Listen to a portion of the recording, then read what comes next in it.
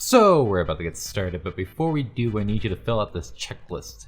A SD card that doesn't have SDHC written on it, or the less common USB stick that tends to be forgotten, yet a completely viable option for this homebrew.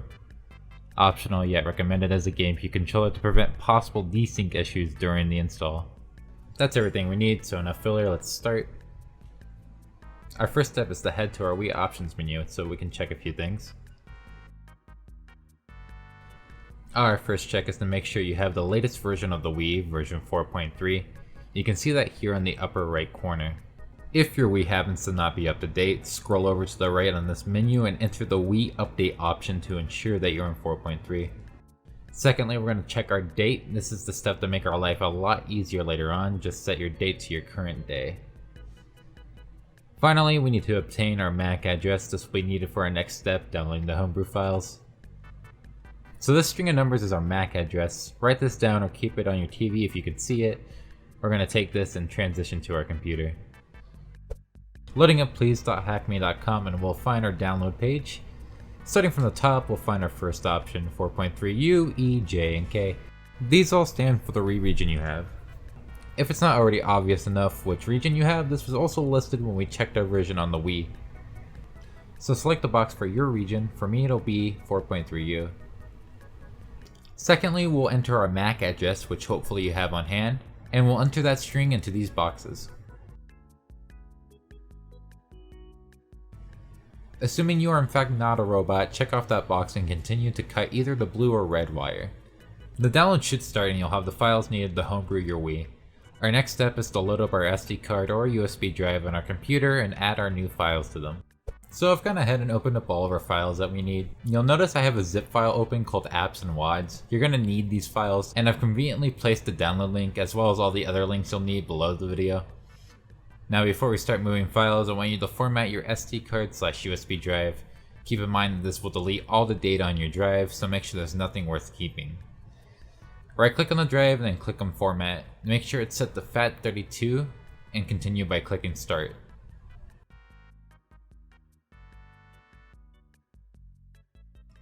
Once that is done, we are allowed to move all of our files over to the storage device. Start by dragging the letterbomb files over. And now we can do the same thing for apps and WADs.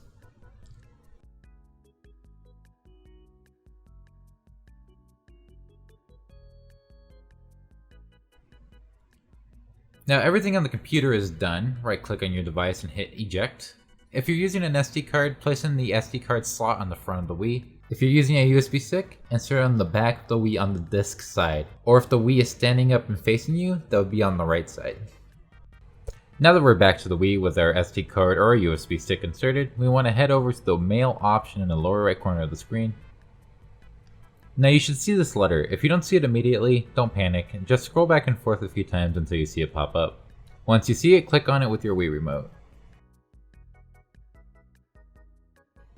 This software screen will stay up for a minute or two. I'll skip ahead for the sake of the video.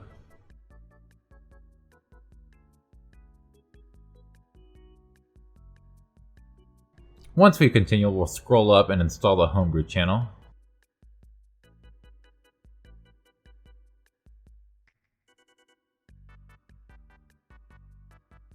Now go ahead and install BootMe. I won't go over BootMe in this video, but it's basically a Wii backup software. It's unlikely that you'll break your Wii, however, if you want to be cautious, I recommend making a backup.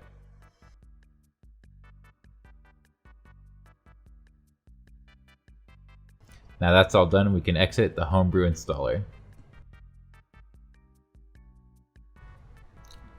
Homebrew's installed on your Wii now, but we still have a few steps to install WADs. Let's start with iOS 236 installer. Once the application is booted up, press 1 or start on a GameCube controller. Press A to install from SD card.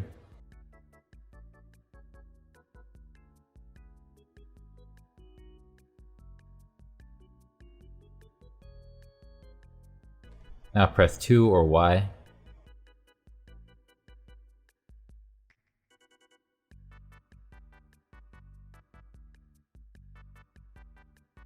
Our next stop is our mod manager.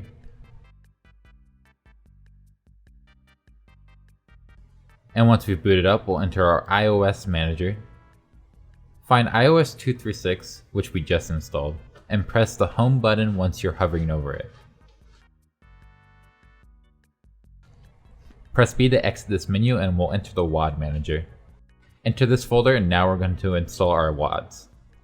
Start by installing iOS 9. This is a requirement for speedrunning Ocarina of Time. Now you can install OOT and MM the same way.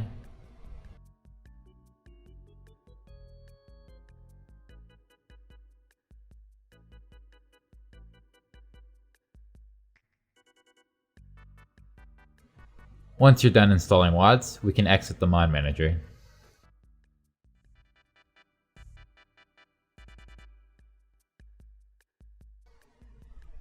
Our last stop for now is preloader.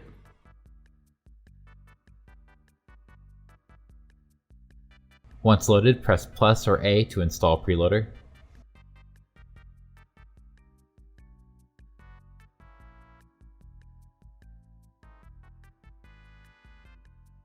Once you're back to the home menu, you can shut off your Wii. We're doing this to load preloader. Once your Wii is powered down, press the power button to power it back on, but immediately after you press the power button, hold the reset button. This is the preloader menu. You can use this to boot into any channel or go to the Homebrew channel if you wish. But for now, we're going to head to the menu hacks. Now you can turn on any of these that you want, but we want to use the region free everything option. Now enter your system menu.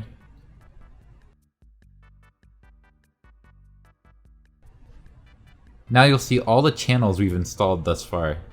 Now you can try to open Ocarina of Time or Majora's Mask. If it opens fine, you're all done, congratulations, you can exit the video.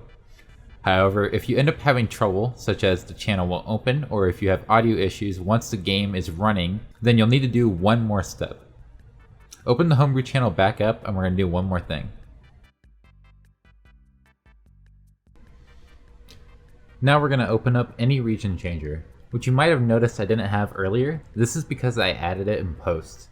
The iOS version we need to use is iOS 236. Tap left on your controller D-pad and press A. Now we find ourselves with a bunch of options, but we're only going to change one. Find the system menu region and we're going to change this option to Japan. Once you've selected that, press A on set and save. Confirm that this is what you want to do and hit reboot. Your Wii is now set to Japanese and should play our games just fine. I'll boot into Ocarina of Time here to show you.